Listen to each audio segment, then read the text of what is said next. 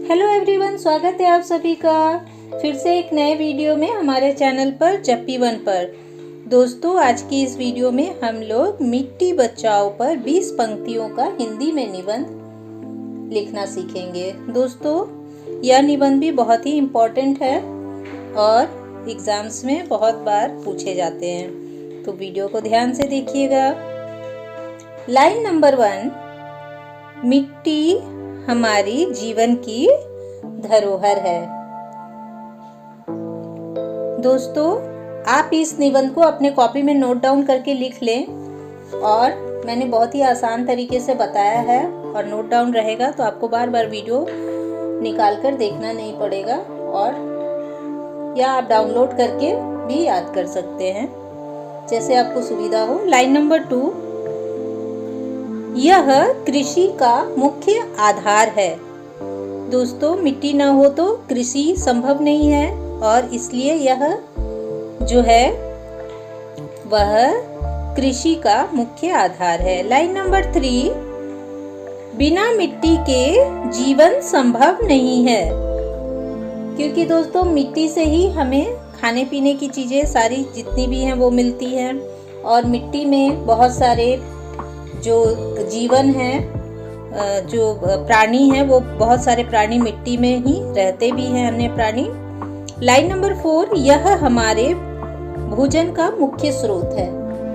जो हमारे भोजन का मुख्य हिस्सा जो हमें प्राप्त होता है वह कहाँ से होता है? मिट्टी से होता है। मिट्टी में ही फसलें उगती हैं और वहीं से हमें भोजन का मुख्य हिस्सा जो है वह प्राप्त होता है, और इस प्रकार से ये मिट्टी जो है हमारे लिए बहुत ही महत्वपूर्ण है।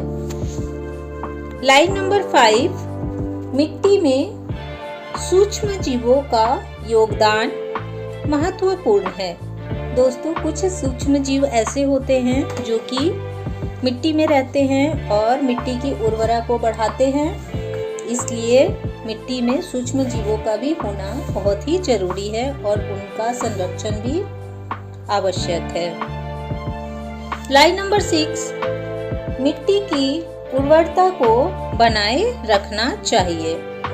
तो मिट्टी की उर्वरता को बनाए रखने के लिए यह सूक्ष्म जीव जो नेचुरल जो खाद होता है उसमें ये सूक्ष्म जीव होते हैं, और इससे मिट्टी की उर्वरता बनी रहती है।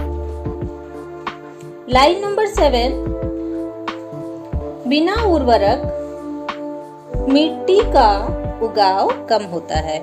बिना उर्वरक मिट्टी का उगाव कम कैसे होता है कि अगर उसमें हम खाद पानी नहीं डालेंगे तो क्या होगा कि वह अच्छी फसल नहीं देगी, और इसलिए उसमें उर्वरक डालना यानी कि खाद डालना जरूरी होता है, और इसके बिना मिट्टी का उगाव जो है वह कम हो जाता है।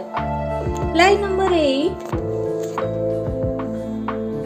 रासायनिक उर्वरकों का उपयोग हानिकारक है।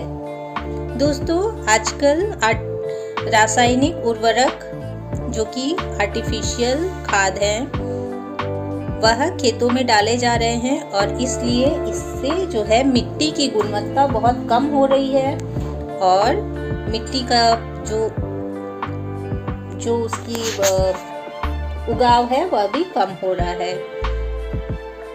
लाइन नंबर 9, वृक्षारोपण से मिट्टी की गुणवत्ता बढ़ती है। पेड़ लगाने से मिट्टी की गुणवत्ता बढ़ती है, क्योंकि पेड़ लगाने से उसकी जड़ों में जो है मिट्टी जो है उसकी जड़ें मिट्टी को बांध के रखती हैं, और जड़ों से बहुत सारे जो सूक्ष्म जीव हैं वह भी मिट्टी में जाते हैं। लाइन नंबर 10, मिट्टी का क्षरण हमारे पर्यावरण के लिए खतरा है। मिट्टी का जितना क्षय होगा, यानी मिट्टी का जितना हानि होगा, नुकसान होगा मिट्टी को, वह हमारे पर्यावरण के लिए उतना ही खतरनाक होता जाएगा। इसलिए हमें मिट्टी जो है बचाने की और उसे उर्वरक बनाने की कोशिश करनी चाहिए। लाइन नंबर 11, अतः जल निकासी की व्यवस्था को सुधारना चाहिए। बहुत बार पानी की जो धारा होती है उसके साथ भी मिट्टी का बहुत सारा क्षरण हो जाता है। तो इसलिए जल निकासी की व्यवस्था को इस प्रकार से रखना चाहिए कि मिट्टी का क्षरण जो है, क्षय जो है वह कम से कम हो। लाइन नंबर 12,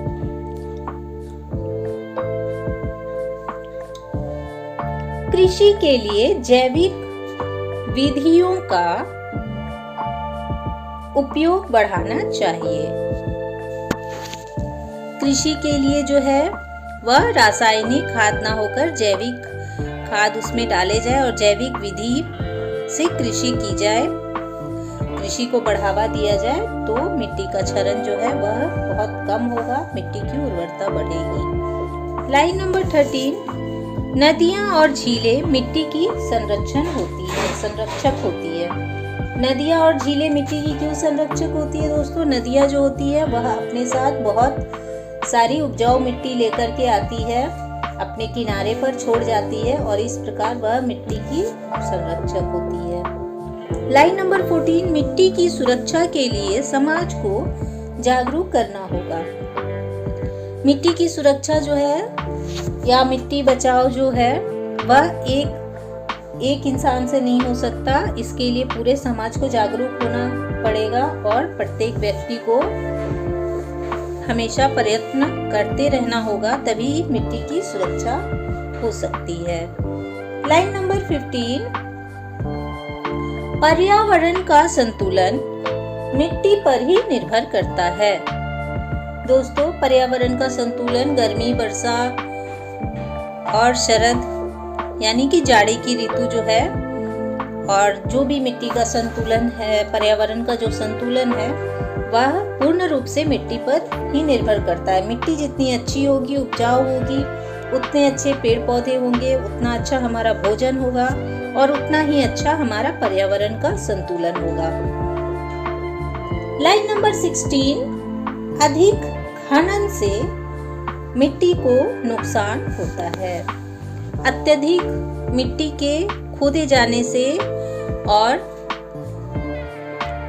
मिट्टी को जो है वह नुकसान होता है। उपजाऊ मिट्टी जो होती है वहाँ की वह कम हो जाती है और इस प्रकार से मिट्टी को बहुत अधिक, इसलिए मिट्टी का खनन जो है वह रोकना चाहिए। लाइन नंबर 17, नदियों में प्रदूषण भी मिट्टी के लिए हानिकारक है। दोस्तों, नदियाँ जो हैं वह उपजाऊ मिट्टी लेकर के आती हैं, लेकिन नदियों के पानी में अगर रासायनिक तत्व मिल जाएंगे, केमिकल मिल जाएंगे जो कि फैक्ट्रियों से निकलता है और भी जगहों से निकलता है, तो क्या होगा कि मिट्टी जो है वह प्रदूषित हो जाएगी। लाइन नंबर 18, मिट्टी बचाने के लिए वृक्षों का रोपण करना चाहिए। जितने अधिक पेड़ लगाए जाएंगे, मिट्टी जो है वह उतनी ही मजबूत बनेगी और उर्वरक बनेगी, क्योंकि पेड़ जो होते हैं मिट्टी को बंजर होने से बचाते हैं और उसे उर्वरक बनाए रखते हैं। लाइन नंबर 19, मिट्टी को बचाना हमारे आने वाली पीढ़ी के लिए भी आवश्यक है। दोस्तों, आने वाले वक्त में आने वाली पीढ़ी जो है, हम अगर अच्छी मिट्टी बचा कर रखेंगे, अच्छे पेड़ पौधे होंगे, तो हमारी आने वाली पीढ़ी भी बहुत ही अच्छी तरह से अपना जीवन जी सकेगी। लाइन नंबर 20, इसलिए हम सभी को मिट्टी बचाने का प्रयास करना चाहिए। दोस्तों, उम्मीद करती हूँ कि ये वीडियो आपको बहुत पसंद आई होगी, तो इस वीडियो को अच्छी तरह से नोट डाउन कर लीजिएगा या वीडियो को डाउनलोड करके याद कर लीजिएगा। तो दोस्तों, आप एक बार चेक कर लीजिएगा कि आपके इस चैनल पे, मेरे इस चैनल पे जो बेल आइकन का बटन है वो ऑन है कि नहीं। अगर ऑन नहीं होगा तो उसे ऑन करके ऑल पे क्लिक कर लीजिएगा, जिससे कि मेरी वीडियो की आने वाली नोटिफिकेशन आपको मिलती रहेगी। दोस्तों, इस वीडियो के डिस्क्रिप्शन में मैंने कुछ सामानों का लिंक दे रखा है, जो कि मैं हर एक वीडियो के डिस्क्रिप्शन में देकर रखती हूँ।